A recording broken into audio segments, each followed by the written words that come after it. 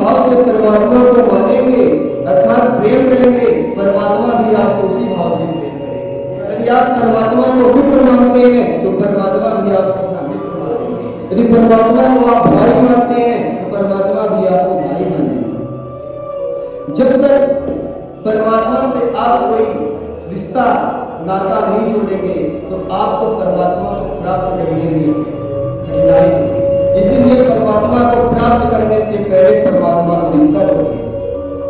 और कहा गया है कि आप क्रोध द्वारा भी परमात्मा की प्राप्ति कर सकते हैं। महाराज एक सुंदर सा दृष्टांत आता है।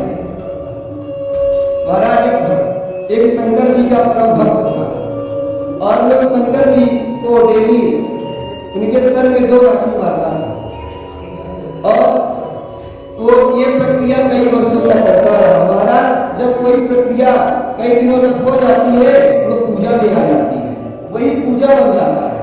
वो शंकर जी को लाठी मारना उसकी पूजा हो गई। महाराज एक दिन वो अपने घर में भोजन करने के लिए बैठता है और जैसे भोजन तो अपने मुंह के पास ले जाता है, उसी समय उसको ये याद आता है कि अभी मैंने अपनी पूजा अधूरी रखी है।